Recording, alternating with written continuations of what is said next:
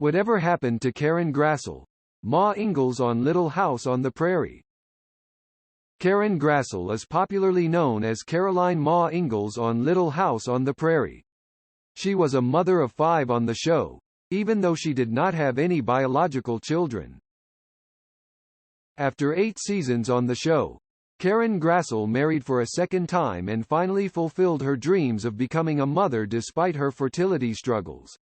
Her marriages did not work out, but she believes she's living a blessed life as she gets to spend time with her son, which has enhanced her life immeasurably.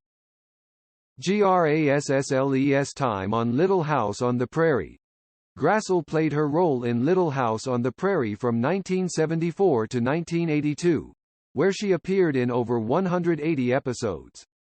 After the show ended, she toured the country performing in numerous plays while featuring as a guest star on various television shows.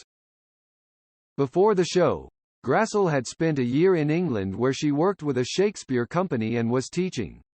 She was flat broke on her return to the United States and was asked to fly to Los Angeles to play the lead in an independent movie.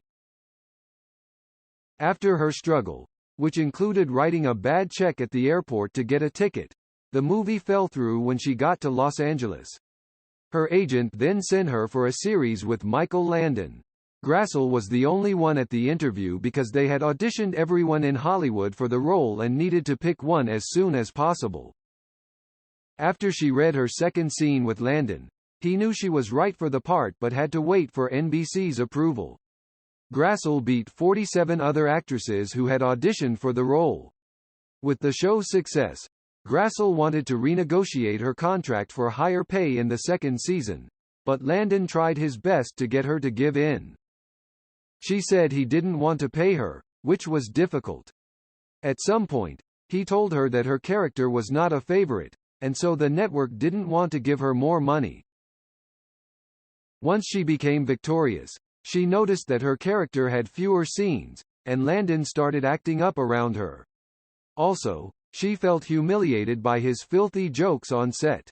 Years after the show ended, Grassle and Landon reconnected, putting their past behind them. After Landon died in 1991, Grassle was glad they ended things on a positive note.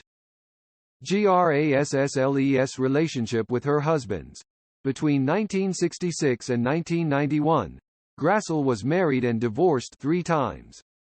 In 1966, she was married to fellow actor Leon Russum, till 1970 when they divorced.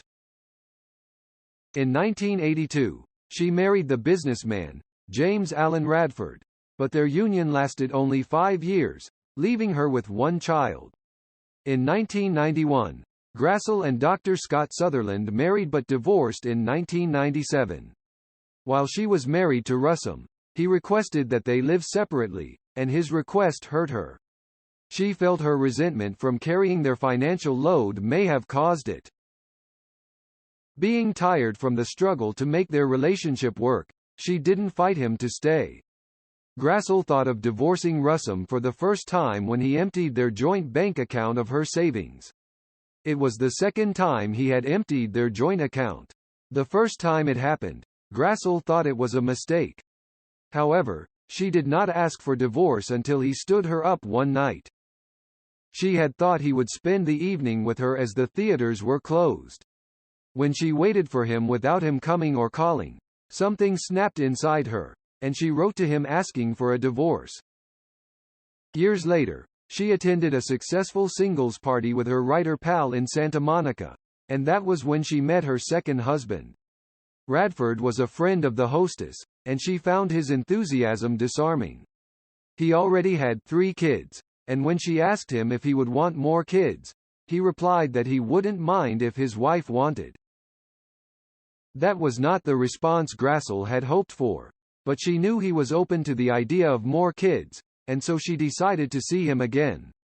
Months later, they got married in the presence of family and friends in their friend's garden.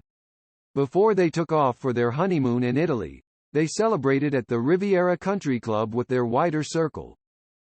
After their wedding, Radford and his kids moved into her house on Hollywood Boulevard. Unfortunately, their marriage did not work out, and they divorced in 1987. Very little is known about her third husband and their relationship except that their marriage lasted only 6 years. Grassles dreams and struggles of being a mother. Irrespective of how her relationships with her husbands went, Grassle was glad one of her dreams came to pass.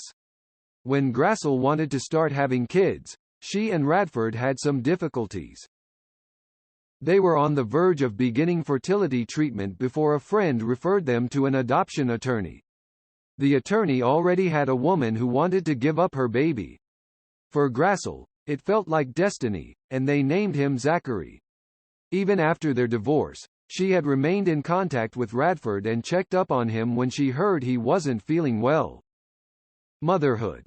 According to Grassle, Zach, Grassle's adopted son, grew up to be an IT guy by trade, and years after she moved to her house across the bay from San Francisco, he moved around her area to spend more time with her. While he's around, they go hiking in the hills and the redwoods, go tide pooling by the Pacific and meet to eat and visit. She calls the feeling it gives her a blessed life. However, she knew she couldn't compare herself as a mother to Caroline Ma Ingalls on Little House on the Prairie because she would fall short as the show was an idealized version of family life. After her stint on the Little House on the Prairie, Grassle has stood by on Broadway for Lynn Redgrave and Mary Tyler Moore. She spent 6 years at the Actors Theatre of Louisville before moving to theaters near her home in the San Francisco Bay Area. Grassle has also spent time in theaters around the U.S. and Canada. In 2021, she starred in Not to Forget, a movie revolving around the issue of dementia and family.